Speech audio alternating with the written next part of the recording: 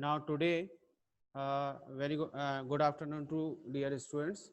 Today we start our next topic is the traditional data and big data, and second topic is the challenges with big data. Okay. In the last classes we have already discussed about what is the big data, and in the morning session we have completed some part of the next classes. Okay. Now today we start the next topic is the traditional data and big data. Morning में हम लोगों ने discuss कई बार किया कि big data के अंदर जो भी नॉर्मल जो डेटा था हमारा, जो पहले हम लोग यूज़ करते थे, जो स्मॉल साइज में हुआ करता था, उसमें हम उसे अपन ट्रेडिशनल डेटा बोलते थे, या उसके ऊपर जो भी मेथड्स अप्लाई करते थे एनालिसिस के लिए, रिजल्ट्स को निकालने के लिए हम लोग ट्रेडिशनल मेथड्स, जो नॉर्मल मेथड हम लोगों की चलती थी जिस पे डेटाबेस वगैरह डीबीएमएस वगैरह में RDBMS अपन लोग यूज़ करते थे. तो उसके थ्रू हम लोग जो भी रिजल्ट्स हमें जनरेट करना था कि SQL वगैरह अप्लाई करके वो रिजल्ट्स हम लोग निकालते थे, या और कोई टूल्स वगैरह हम लोग यूज़ करते थे, उसके बेस पर हम लोग रिजल्ट्स निकालते थे. बट नाउ बिग डेटा जैसा कि आप लोग बहुत अच्छी तरीके से जानते हैं कि big data means huge data may be structured और may be unstructured, but mostly big data में चांसेस जो थे, जो हमारा डेटा हमारे पास रिसीव हो रहा है वो 90% तक का डेटा, अबाउट 90% तक का डेटा हमें अनस्ट्रक्चर्ड डेटा मिल रहा है. अनस्ट्रक्चर्ड और सेमी स्ट्रक्चर्ड डेटा अपन बोल सकते हैं उसको, जो कि आजकल जो सोशल मीडिया प्लेटफॉर्म या इंटरनेट पर या जो भी डिफरेंट नंबर ऑफ सेंसर्स के through, different number of smart machineries के थ्रू, स्मार्ट इक्विपमेंट्स के थ्रू जो भी डेटा हमें मिल रहा है, मैक्सिमम डेटा हमें अनस्ट्रक्चर्ड फॉर्मेट में मिल रहा है ना. तो इस वजह से अपन को बिग डेटा की रिक्वायरमेंट हुई, और बिग डेटा के लिए बहुत सारी मेथड्स, टूल्स अब डेवलप किए गए हैं जिसके थ्रू आप उसको एनालिसिस कर सकते हैं. जैसे कि अभी अपन डिस्कस कर रहे थे कि अपन प्रैक्टिकल्स पार्ट में भी जाएंगे, तो प्रैक्टिकल पार्ट्स में किस तरीके से जाएंगे कि आपके पास एक अनस्ट्रक्चर्ड डेटा होगा, यूज इन्फॉर्मेशन होगी उसके अंदर, और उस अनस्ट्रक्चर्ड डेटा को आप, एक हडूप चलता है, हडूप का नाम सुना होगा कई लोगों ने. हडूप हाँ सर, हाँ. हडूप एक ऐसा टूल होता है जिसके थ्रू आप इस अनस्ट्रक्चर्ड डेटा या सेमी स्ट्रक्चर्ड डेटा को पर एनालिसिस करके उसको किस तरीके से स्टोर करना है, किस तरीके से उसके क्वेरी फायर करना है, किस तरह से उसके रिजल्ट्स निकालने हैं, वो सारी चीज़ें अपन लोग उसमें पढ़ने वाले हैं प्रैक्टिकल्स में, है ना. तो पहले जब तक अपन बिग डेटा को बहुत अच्छे से नहीं समझ पाएंगे, तब तक अपन उस प्रैक्टिकल पोर्शन में नहीं पहुंच सकते. Now, in today's session, we are discussing here the difference between traditional data and big data. Okay, so here first difference is the, here the data is the structured data. Traditional data में क्या आता है, structured data आता है आपका. Structure data में आप लोग ठीक से समझते हैं कि उसमें रो कॉलम्स, उसकी फिक्स साइज होगी, उसका एक पर्टिकुलर डेटा टाइप होगा, है ना. तो वो एक फॉर्मेट होता है, उस फॉर्मेट के थ्रू जब भी आपको उस फॉर्मेट से या स्ट्रक्चर से इंफॉर्मेशन को निकालना, उस पर क्वेरी फायर करना, है ना, उस पर एनालिसिस करना बहुत ही ईजी होता है. जैसा कि आप लोग जानते हैं कि एक्सेल फॉर्मेट में डेटा है आपका, या माई एसक्यूएल के थ्रू आपने डीबी में टेबल वगैरह बना के रखी हुई है, ओरेकल यूज़ किया हुआ है, या और भी कोई डेटाबेस आपने जो यूज़ किया है, उसमें जो भी डेटा अपन डालते हैं वो एक पर्टिकुलर फॉर्मेट में होता है वो, है ना. और अनस्ट्रक्चर्ड डेटा कैसा होता है, जैसे अपन ने मॉर्निंग में डिस्कस किया था कि अनस्ट्रक्चर्ड डेटा में जैसे वॉइस डेटा है, टेक्स्ट डेटा है, इमेजेस हैं, ऑडियो है, ऐसा इस टाइप का जो डेटा हमें मिल रहा है वो डेटा कैसा है, अनस्ट्रक्चर्ड डेटा है ना. उसको एक पर्टिकुलर फॉर्मेट में आपको लेके आना पड़ेगा, है ना. तो इस तरीके से this is the first difference. Now we comes to the second difference. Second difference, the size of the data is very small in the traditional. जैसा अपन लोग डिस्कस कर चुके हैं कि ट्रेडिशनल में क्या था, बहुत ही मतलब बहुत ज़्यादा डेटा नहीं था, डेटा कम था, है ना. तो उसको ऑपरेट करना, उसको मैनेज करना, उसको एनालिसिस करना हमारे लिए बहुत आसान था. इसी के कंपैरिजन में the size is more than the traditional data size, है ना. तो इसमें डेटा आपका ह्यूज साइज में हमें डेटा मिल रहा है, जैसे billions of, millions of, and उसमें हम लोग जो गीगाबाइट, टेराबाइट तक अपन जा रहे थे, इसमें उससे भी ऊपर अपन लोग जाते हैं. उसमें डेटा को स्टोर करके अपन रखने के लिए ह्यूज स्पेस आपको चाहिए. अब जैसे ट्रेडिशनल डेटा की बात अगर अपन करते हैं तो traditional data may be managed centralised. Traditional data को आप सेंट्रलाइज कर सकते हैं। सेंट्रलाइज करने का सेंट्रलाइज इसलिए कर सकते हैं क्योंकि उसकी साइज बहुत ज़्यादा नहीं थी और हम लोग उसको इजीली मैनेज कर पा रहे थे। बट बिग डेटा में क्या होता है, डेटा जो होता है वो डिस्ट्रीब्यूटेड होता है। डिस्ट्रीब्यूटेड मतलब अलग अलग लोकेशन पर, अलग अलग सिस्टम पर डेटा हो सकता है आपका।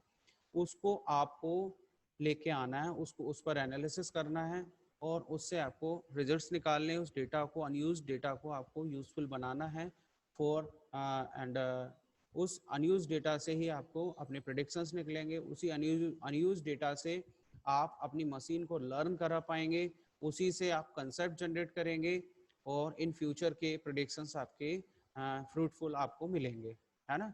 इस ये जो वर्क होता है, ये वर्क किसके थ्रू किया जा रहा है, डेटा साइंटिस्ट, या कहना चाहिए नॉर्मल वे में कि प्रोग्रामर्स, या जो डेटा साइंटिस्ट अपन बोलेंगे उनके थ्रू ये वर्क किया जाता है। क्लियर। इसके बाद नेक्स्ट पॉइंट इसके अंदर आता है, it is easy to work और मैनिपुलेशन। मतलब ट्रेडिशनल डेटा में क्या है, easy to manage, easy to work, आप इजीली उसमें वर्किंग कर सकते हैं, मैनिपुलेशंस वगैरह कर सकते हैं, एडिटिंग कर सकते हैं। But in the big data it is difficult to handle the data. Data को हैंडल करना बहुत मुश्किल होता है। जैसे कि अपन लोगों ने अभी थोड़ी देर पहले जो पढ़ा था कि types of big data, for the analysis to the data, we have divided in the 9 sections data. Okay, उसमें structured, unstructured, geographical, link data, आपने networking data, है ना। तो इस टाइप से डिफरेंट टाइप के 9 डेटा टाइप्स अपन लोगों ने डिस्कस किए थे in the morning session. Okay, so उसको मैनेज करना बड़ा ही डिफिकल्ट है ना। This is the difference between traditional data and big data. Okay, now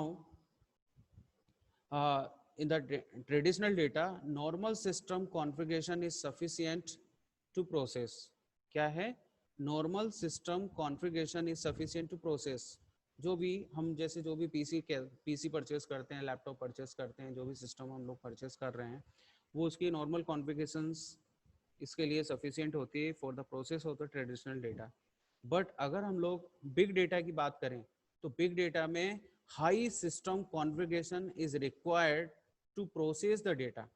क्या चाहिए हमको, हाई सिस्टम कॉन्फ़िगरेशन। मतलब हमें मालूम है कि हमारे पास डेटा जो है ह्यूज डेटा है, डेटा का टाइप डिफरेंट है, डेटा में भी इमेजेस, डेटा में भी वीडियो, डेटा में भी ऑडियो, डेटा में भी टेक्स्ट, डिफरेंट टाइप का कैसा भी डेटा हो सकता है। तो डेटा डिफरेंट टाइप का है, डेटा हैवी है, डेटा ह्यूज स्पेस ले रहा है, डेटा फाइल काफ़ी बड़ी बड़ी हैं। तो उसको प्रोसेस करने के लिए हमें प्रोसेसर अच्छा चाहिए, हमें स्टोरेज कैपेसिटी ज़्यादा चाहिए, हमें रैम बहुत अच्छी चाहिए। इस तरह से हमारे सिस्टम की कॉन्फ़िगरेशन हमें क्या चाहिए, हाई चाहिए, है ना, for the manage to the big data. Okay, now we comes to the next topic is the traditional database. Traditional database tools is enough, है ना, जबकि special kind of tools are required. मतलब big data के लिए आपको क्या चाहिए, special kind of tools are required. Special kind of tools just Hadoop. Hadoop is the open source. आप उसको ओपन सोर्स अवेलेबल है हमारे पास, बस उसको डाउनलोड करना है, उस पर किस तरीके से काम करना है, डेटा को डिस्ट्रीब्यूटेड सिस्टम पे ये काम करता है। मतलब स्पेशल टूल्स चाहिए आपके लिए उसके। ऐसे नहीं कि हमारी जो भी एसक्यूएल या एक्सेल के अंदर हम लोग या कहीं पर भी कोई भी क्वेरी छोटी मोटी लगा लोगे, हम उसका एनालिसिस करके उसके रिजल्ट्स को हम निकाल सकते हैं। उस डेटा को स्ट्रक्चर्ड फॉर्मेट में लाना या उसको फ्रूटफुल या उससे इंफॉर्मेशंस को निकालना ईजी होता है जैसा कि ट्रेडिशनल में। बट प्रॉब्लम कहाँ है, बिग डेटा के अंदर, है ना। तो इस तरीके से now last topic is the normal functions are enough to manipulate the data. Normal function से ही आप ट्रेडिशनल डेटा पर क्वेरी फायर करके उससे इंफॉर्मेशंस या उस इंफॉर्मेशंस निकाल सकते हैं, या उस पर रिजल्ट्स अपने उस पर मतलब ऑपरेशन परफॉर्म करके उसके रिजल्ट्स को फाइंड आउट कर सकते हैं, इंफॉर्मेशन जनरेट कर सकते हैं।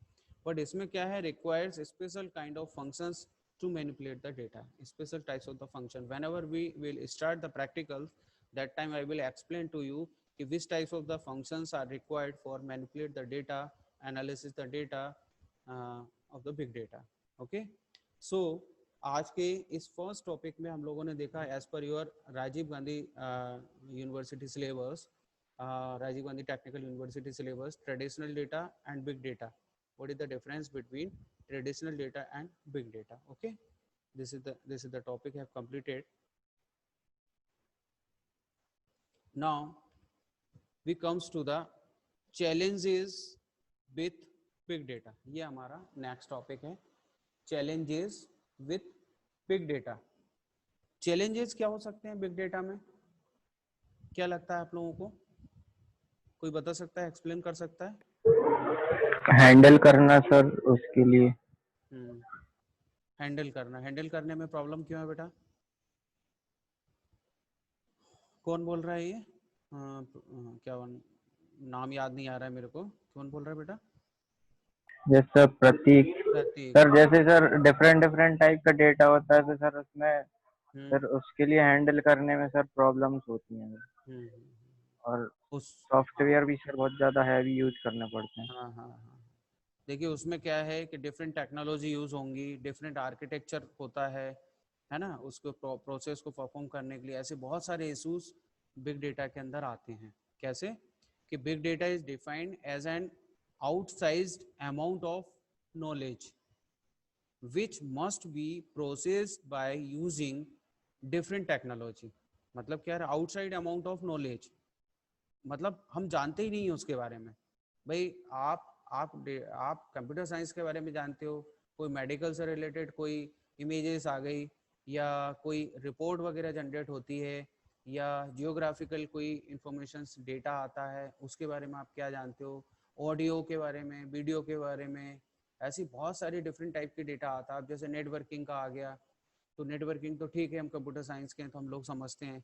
तो इस तरह से उसमें डिफरेंट टेक्नोलॉजी यूज हो रही हैं, डिफरेंट आर्किटेक्चर्स उसके अंदर यूज हो रहे हैं, है ना.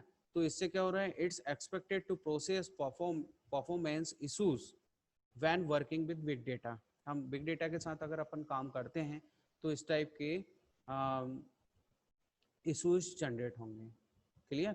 This is the big challenge for big data. Okay, now next is the, however, big data thanks to its various properties leads to many challenges have identified our dimensions. देखिए इसमें next slide में हमने उसको describe किया हुआ है.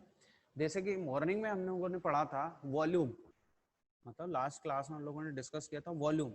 Volume मतलब क्या होता है, big data applications must manage and process large amounts of data. जैसा हम लोगों ने डिस्कस किया था वॉल्यूम, हाई वॉल्यूम डेटा, मतलब बहुत ज़्यादा मात्रा में, बहुत ज़्यादा क्वांटिटी में, बहुत ज़्यादा हाई वॉल्यूम में, हाई वॉल्यूम डेटा आपको रिसीव हो रहा है ना. Different number of data applications आप लोग यूज़ कर रहे हैं. जैसे मैं आपको एक एग्जांपल दूं कि एक एग्जांपल अपन देते हैं गूगल का, है ना. गूगल में हम लोग क्या करते हैं, गूगल के थ्रू गूगल की कौन कौन सी एप्लीकेशन है जिसमें जैसे सपोज गूगल के थ्रू आप कोई वॉइस कम्युनिकेशन आप कर सकते हैं, इमेजेस को अपलोड करते हैं. या फेसबुक की अपन बात करें, फेसबुक थोड़ा ठीक रहेगा, फेसबुक ज़्यादा यूज़ करते हो आप लोग. तो फेसबुक में जैसे इमेजेस अपलोड कर रहे हैं, वीडियो अपलोड कर रहे हैं, टेक्स्ट मैसेजेस हम लोग कर रहे हैं, या और डिफरेंट टाइप की इंफॉर्मेशन हम लोग कम्युनिकेट करते हैं. तो अब फेसबुक के लिए कितना बड़ा सिरदर्द है, आप सोचा कभी? क्योंकि जो भी इमेजेस हम अपलोड करते हैं वो फेसबुक पे आ जाती है, और आप जब अपने मोबाइल फ़ोन पर या लैपटॉप पर अब जब आप उस फेसबुक से कोई इमेजेस को एक्सेस करते हो, तो ऐसा नहीं है कि वो आपके सिस्टम में स्टोर हो गया.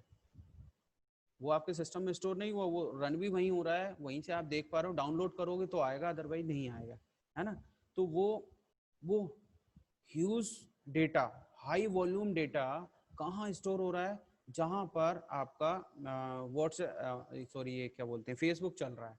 फेसबुक का जो भी सर्वर होगा उसके पास कितना high volume data per second आपको मतलब हर कितने सारे billions of users are accessing at a time, they are uploading. आप जब भी फेसबुक ओपन करते हो मतलब आपने अगर 5 मिनट के लिए अगर फेसबुक आपने ओपन किया, आप लोग देखते हैं कि हर 5 मिनट में किया, मतलब ये कि हर 10 से 20 सेकंड में, 10 सेकंड 5 सेकंड में एक नई इमेज आपके अकाउंट में आपको दिखने लगती है। 10 सेकंड 15 सेकंड में एक नई इमेज आ गई, फिर डबल से देखा फिर नई इमेज आ गई, कोई वीडियो आ गया, कोई टेक्स्ट आ गया, कोई मैसेज आ गया, किसी ने ब्रांडिंग कर रहा है। ऐसे बहुत सारी इमेजेस, मतलब आप हम खुद देखते हैं कि हम कितने लोगों से जुड़े हुए हैं, बस उनका डेटा हमारे पास हम देख पा रहे हैं। ऐसे कितने सारे यूजर्स हैं, उनका कितना हाई वॉल्यूम डेटा सर्वर के पास पहुंच रहा है।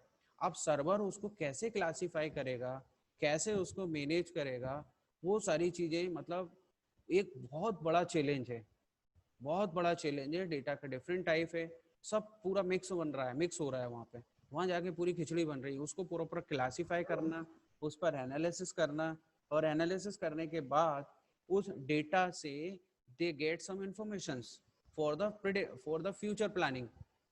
और वो आप लोगों ने सुना होगा कई बार के सब, वो फेसबुक का जो कौन था, वो क्या बोलते हैं, सीईओ, कौन था सीईओ, कौन है, मतलब मालूम किसी को? Facebook, mark.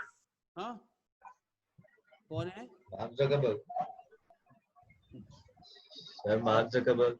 हाँ वैन जकरबर्ग, है ना। तो आपने देखा कई बार उस पर वो लगा था कि साहब उसने डेटा बेच दिया, डेटा चोरी हो गया।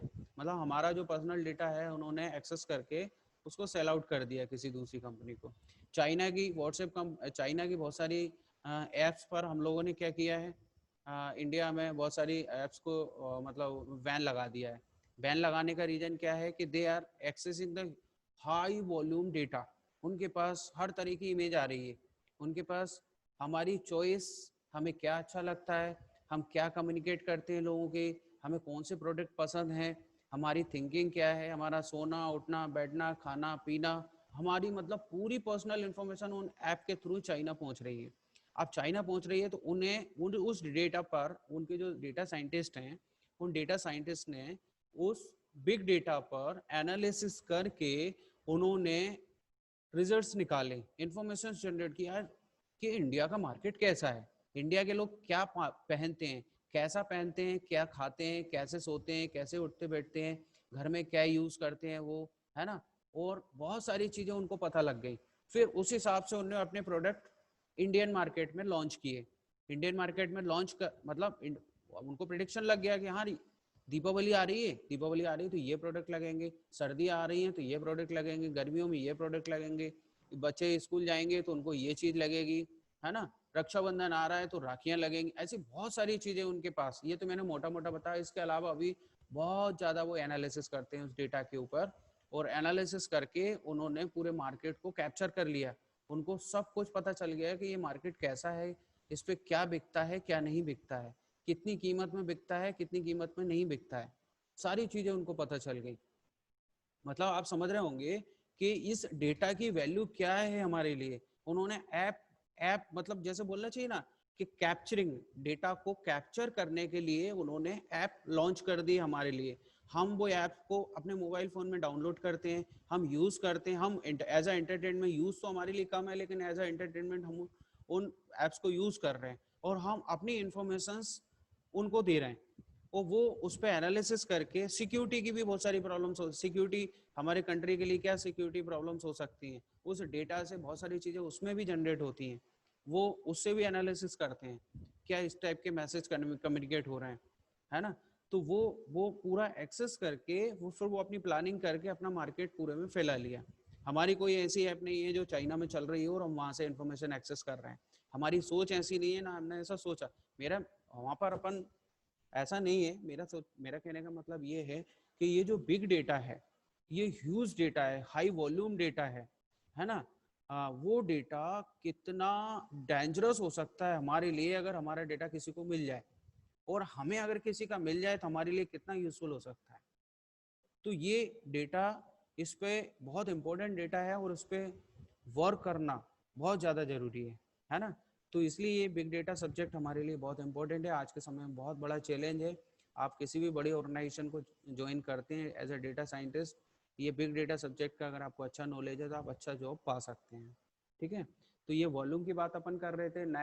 Next topic is the next point is the velocity. Big data applications must process data that's arriving more rapidly. एक टाइम टू टाइम जबरदस्त तरीके से डेटा आ रहा है। सुबह मैंने मॉर्निंग में मैंने आपको जो क्लास मैंने ली थी उसमें मैंने वेलोसिटी के बारे में आपको बताया था। एक टाइम पीरियड के बाद ये डेटा आया, फिर स्पीडली दूसरा आया, फिर तीसरा आया, मतलब चेंजेस हो रहे हैं, अपडेशंस चल रहे हैं, है ना। फिर इसके बाद वेराइटी आप लोग जानते हैं, वेराइटी डिफरेंट वेराइटी का डेटा हमको मिल रहा है। Big data applications must process many source of data, both structured and unstructured, structured unstructured, geographical, ऐसे डिफरेंट टाइप के डेटा अपन ने जो टाइप्स ऑफ डेटाबेस अपन ने पढ़ा था, टाइप्स ऑफ बिग डेटा, है ना। तो उसमें अपन लोगों ने डिफरेंट टाइप के 9 टाइप का डेटा अपन ने पढ़ा था। तो ये वेराइटीज हैं, ये चैलेंजेस हैं। हम क्या डिस्कस कर रहे हैं यहाँ पर, बिग डेटाबेस के चैलेंजेस। बिग डेटाबेस के लिए क्या चैलेंजेस हैं। हाई वॉल्यूम डेटा हमको रिसीव हो रहा है, ये बहुत बड़ा चैलेंज है, उसको किस तरीके से हम मैनेज करेंगे। Velocity, time to time data में चेंजेस आ रहे हैं, टाइम टू टाइम मॉडिफिकेशन हो रहा है, तो मतलब उसको भी मैनेज करना एक बहुत बड़ा चैलेंज है। फिर उसके बाद वेराइटी, अगर आप कोई प्रोजेक्ट पे काम कर रहे हो तो आपको पता रहता है कि यार मेरे को अभी एक प्रोजेक्ट है साहब, अभी हमारे स्टूडेंट्स ने एक एयरपोर्ट अथॉरिटी ऑफ इंडिया पे प्रोजेक्ट बनाया है। अब उनको पता है कि एयरपोर्ट ऑफ अथॉरिटी के लिए वो जो डेटा रिसीव कर रहे हैं वो डेटा किस टाइप का है। This is very easy to him, क्यों, क्योंकि उनको पता है कि उनके पास डेटा किस टाइप का आ रहा है। अगर मैं आपसे ये बोलूँ डेटा कैसा भी आ सकता है, डेटा स्ट्रक्चर्ड हो सकता है, अनस्ट्रक्चर्ड हो सकता है, इमेज के फॉर्म में हो सकता है, डेटा आपका ऑडियो हो सकता है, डेटा आपका वीडियो हो सकता है, तो आप क्या करोगे, कैसे मैनेज करोगे। This is big challenge for an application.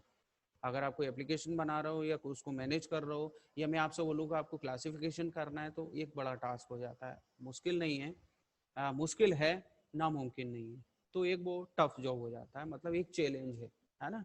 फिर इसके बाद veracity, big data applications must include a mechanism to access the correctness of the massive amount data of rapidly। अब मैं आपको बताऊं, लास्ट ईयर आप लोगों के सब्जेक्ट में एक था data science subject, data science, हाँ वो मशीन लर्निंग जैसा ही सब्जेक्ट है बिल्कुल। आप लोग कई लोगों ने ट्रेनिंग भी ली है उसके ऊपर, उनको पता है। तो जैसे कि हमको अनस्ट्रक्चर्ड डेटा मिलता है, जब अनस्ट्रक्चर्ड डेटा हमें मिलता है उसको एक स्ट्रक्चर्ड के फॉर्मेट में जब हम बनाते हैं, जैसे मैंने आपसे बोल दिया कि आपके क्लास के बारे में मुझे लिखना है, आपके स्टूडेंट्स के बारे में लिखना है, तो मैंने 5 पेज का एक टेक्स्ट लिख दिया आपके लिए। अब उस टेक्स्ट को आप, टेक्स्ट क्या है अपने आप में एक अनस्ट्रक्चर्ड है, उसको स्ट्रक्चर्ड के फॉर्मेट में करना है, या जो भी डेटा आपको मिला है वो उसको प्रॉपर वे में अरेंज करने के लिए बहुत सारी प्रॉब्लम्स आती हैं। क्या प्रॉब्लम्स हो सकती हैं उसे स्ट्रक्चर्ड में करने के लिए। कई बार ऐसा होता है कि प्रॉपर कॉलम नहीं होते, या प्रॉपर मतलब रिपीटेशंस हो रहा है, डेटा वैल्यूज का रिपीटेशंस हो रहा है, कई बार मिसिंग डेटा होता है, कई बार रिपीटेशंस होते हैं, ऐसे बहुत सारी चीज़ें होती हैं उसके अंदर, है ना। कई बार रॉन्ग वैल्यूज आपने टेबल के अंदर फिलअप करके रखी, टेक्स्ट की जगह न्यूमरिक डाल दिया, न्यूमरिक की जगह टेक्स्ट डाल दिया, या जैसे जेंडर होता है अल्फा न्यूमरिक, या मतलब ऐसे डिफरेंट टाइप के बूलियन डेटा टाइप्स होता है, उसमें आपको यस बूलियन टाइप डिसाइड करना चाहिए, आपने टेक्स्ट में रख दिया उसको। ऐसे बहुत सारी चीज़ें होती हैं जिसको प्रॉपर स्ट्रक्चर्ड फॉर्म में लाना एक बहुत बड़ा चैलेंज होता है ना। तो अब जो भी डेटा हमें मिल रहा है वो हो सकता है इनकरेक्ट हो सकता है कुछ इन्फॉर्मेशन इनकम्प्लीट हो उसकी, तो उसको कैसे फ्रूटफुल बनाओगे आप उसको यूजफुल तब बना सकते हो जो पूरा टेक्स्ट आपके पास कंप्लीट हो, या प्रॉपर पूरा फॉर्मेट में वो अरेंज हो जाए, तभी उससे एनालिसिस करके उस पे आप इंफॉर्मेशन एक्सेस कर सकते हो, एनालिसिस कर सकते हो। तो ये एक अपने आप में बड़ा चैलेंज है ना। आप इसके लिए सबसे बड़ी बात यह है कि बिग डेटा के लिए एक बहुत बड़ा चैलेंज है कि it eliminates the necessity of the depth expensive hardware and space for storing. मतलब इस समय एक्सपेंसिव हार्डवेयर एंड स्पेस वो हमारे लिए एक बड़ा चैलेंज होता है। हमें मालूम है कि कितनी ज़बरदस्त डेटा हमारे पास आ रहा है, उसको स्टोर करना बड़ा टास्क है हमारे लिए। क्लियर। तो इस तरीके से when the information is stored in several modules sort of a public cloud, private cloud, cloud computing must be introduced with the foremost